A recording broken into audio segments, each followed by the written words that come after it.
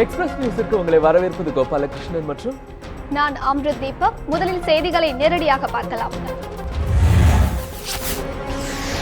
முதலமைச்சர் ஜெயலலிதாவிற்கு சிகிச்சை அளிக்க சிங்கப்பூரிலிருந்து மருத்துவர்கள் வருகை.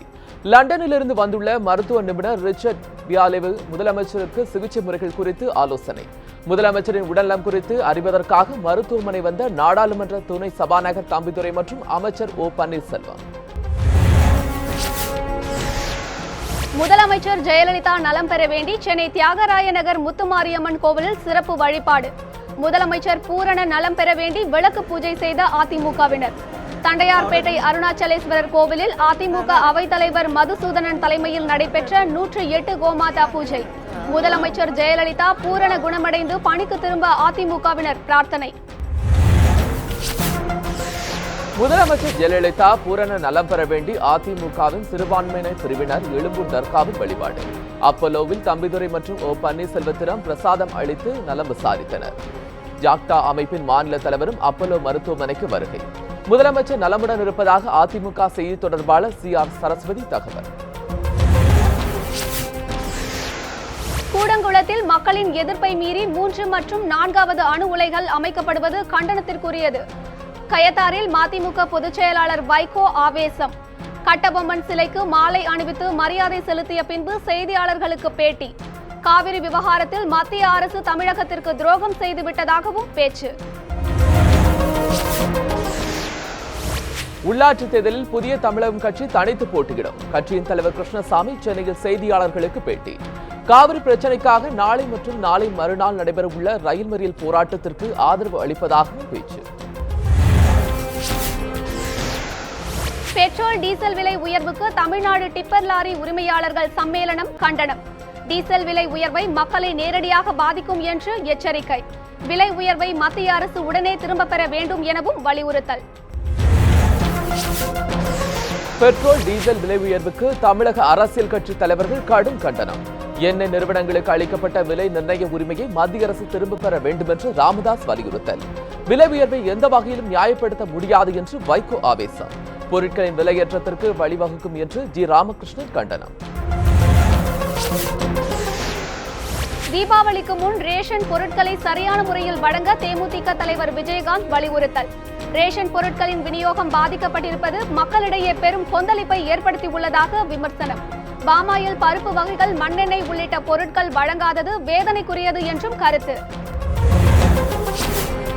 காவிரி மேலாண்மை வாரியம் அமைப்பதில் தமிழக அரசு உரிய நடவடிக்கை எடுக்கவில்லை. நாம் தமிழர் கட்சியின் தலைமை ஒருங்கிணைப்பாளர் சீமான் மயிலாடுதுறையில் பேட்டி. மத்திய அரசு தலையிட்டு இரு மாநிலத்திற்கும் தீர்வு வழங்க வேண்டும் என்றும் கருத்து. முதலமைச்சர் உடல்நலக் குறைவால் மருத்துவமனையில் அனுமதிக்கப்பட்ட பிறகு தமிழக அரசின் செயல்பாடுகள் சரியில்லை என்றும் விமர்சனம். சென்னை விமான நிலையத்தில் 1.5 கிலோ கடத்தல் தங்கம் பறிமுதல். அபுதாபியில் இருந்து சென்னை வந்த விமானத்தில் 900 கிராம் தங்கத்தை பறிமுதல் செய்தது சுங்கத்துறை. மற்றொரு விமானத்தில் 600 கிராம் கடத்தல் தங்கம் பறிமுதல். தங்கம் கடத்தலில் ஈடுபட்ட 4 பேர், கடத்தலுக்கு உதவிய விமான நிலைய ஊழியர்கள் என மொத்தம் 6 பேர் கைது. அரியலூர் மாவட்டம் ஜெயங்கொண்டத்தில் மருத்துவர் வீட்டில் 25 சவரன் நகை கொள்ளை. மருத்துவர் பணிக்கு சென்றபோது வீட்டின் பூட்டை உடைத்து மர்ம நபர்கள் கைவரிசை. வீட்டின் பெண் பணியாளர் பணிக்கு வராததால் அரியலூர் போலீசார் சந்தேகம். வீரபாண்டிய கட்டபொம்மனின் 217வது நினைவு தினத்தை முன்னிட்டு நாமக்கல்லில் நடைபெற்ற நிகழ்ச்சி. கட்டபொம்மன் திருவுருவப் படத்திற்கு மாலை அணிவித்து மரியாதை செலுத்திய விடுதலை களம் இயக்கத்தினர்.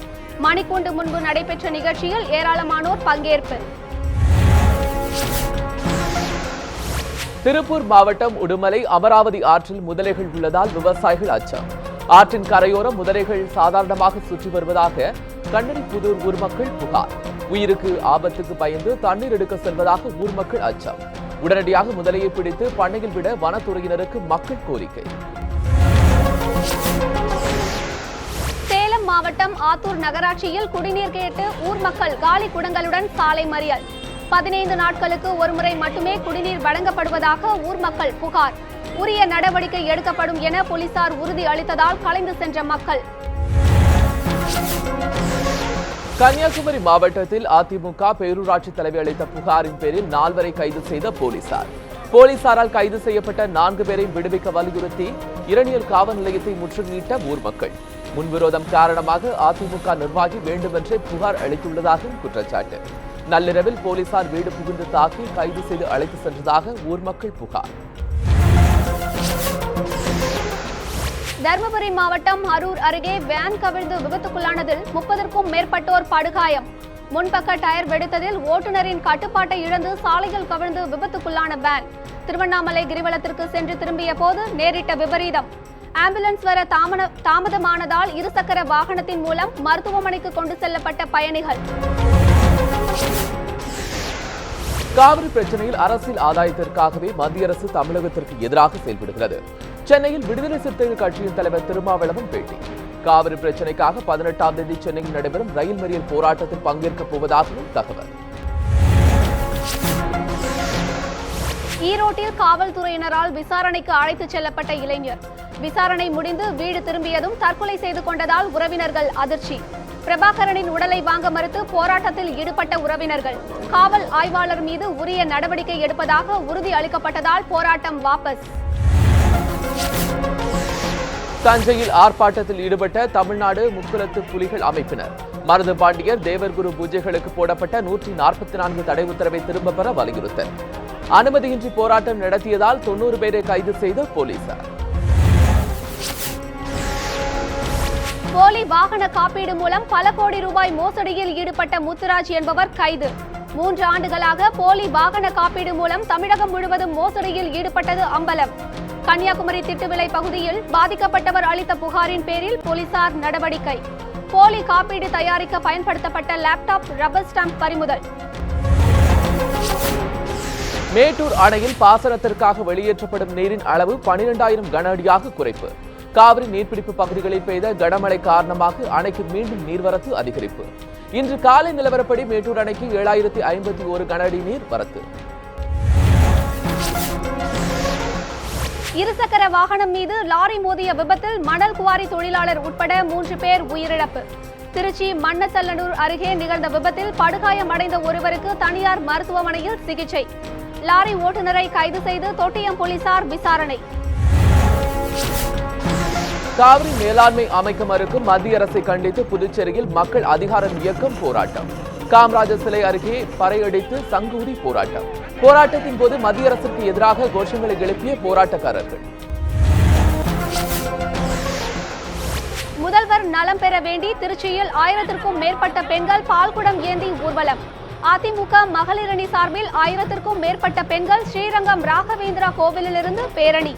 பேரணியில் அமைச்சர்கள் வெல்லமண்டி நடராஜன், வளர்மதி ஆகியோர் பங்கேற்பு. சமூக வலைதளமான இன்ஸ்டாகிராமில் பிரேமம் பட நாயகன் நிவின் பாலி பெயரில் பொய்யான தகவல்கள். இன்ஸ்டாகிராமில் தனக்கு கணக்கு இல்லை, ஏதுமில்லை என்றும் நவீன் பாலி விளக்கம். தன் பேரில் சிலர் பொய்யான தகவல்களை பரப்புவதால் ரசிகர்கள் நம்ப வேண்டாம் என்றும் நிவின் பாலி வேண்டுகோள்.